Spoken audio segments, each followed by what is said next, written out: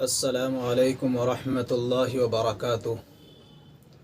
اللہم ابلغ عنا نبینا وشفیعنا وحبیبنا افضل الصلوات والتسلیم۔ اے اللہ، ہمارے نبی حضرت محمد صلی اللہ تعالی علیہ وسلم اور ہمارے شفیع اور ہمارے حبیب علیہ الصلاۃ والسلام کو ہماری طرف سے سب سے افضل درود و سلام پہنچا دے۔ حضور اقدس صلی اللہ تعالی علیہ وسلم کے اپنی امت پر بے شمار احسانات ہیں۔ اگر کوئی شخص ان احسانات کو شمار کرنا چاہے اور گننا چاہے تو ناممکن ہے۔ سرکار دو عالم صلی اللہ تعالی علیہ وسلم کی وجہ سے ہم نے اپنے خالق اور مالک کو پہچانا ہے، اپنے خالق اور مالک کو جانا ہے، اور ایمان کی عظیم دولت ہمیں سرکار دو عالم صلی اللہ تعالی علیہ وسلم کی وجہ سے ہی نصیب ہوئی ہے۔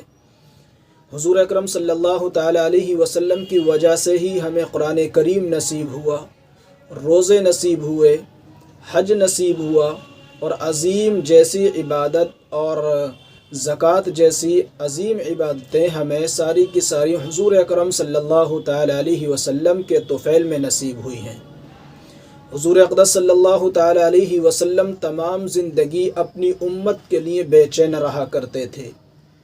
آپ کے اندر بہت زیادہ کڑن رہا کرتی تھی اپنی امت کے لیے راتوں کو روتے تھے اور دعائیں کرتے تھے اللہ رب العزت سے، یہاں تک کہ شب معراج میں بھی امت کا خیال آپ علیہ الصلاۃ والسلام کو رکھا۔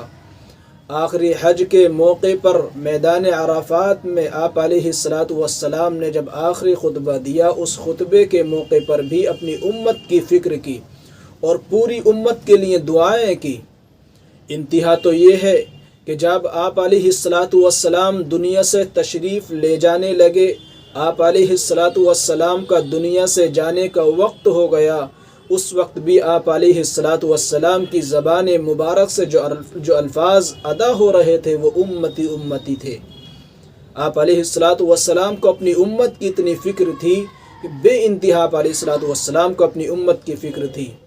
اور آخر میں جب قیامت کے دن تمام کے تمام لوگ پریشان ہوں گے، نفسی نفسی کا عالم ہوگا، اس وقت میں سارے کے سارے لوگ، یہاں تک کہ جو پہلی امتیں ہیں ان کے انبیاء بھی سارے کے سارے نفسی نفسی پکاریں گے۔ لیکن وہ وقت بھی ایسا ہوگا کہ ہم سب کے سردار جناب محمد الرسول اللہ صلی اللہ تعالی علیہ وسلم اس وقت میں بھی امتی امتی پکاریں گے، اللہ رب العزت سے دعائیں کریں گے۔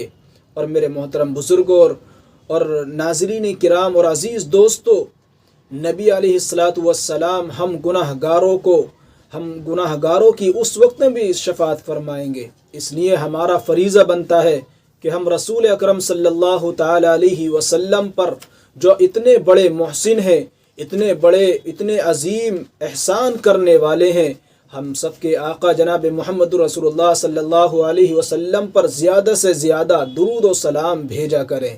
حالانکہ حضور اقدس صلی اللہ تعالی علیہ وسلم کے جو احسانات ہمارے اوپر ہیں، جو انعامات آپ علیہ الصلاۃ والسلام نے ہمارے اوپر احسانات جو کیے ہیں، ان کا ذرہ برابر بھی حق ادا ہم سے نہیں ہو سکتا۔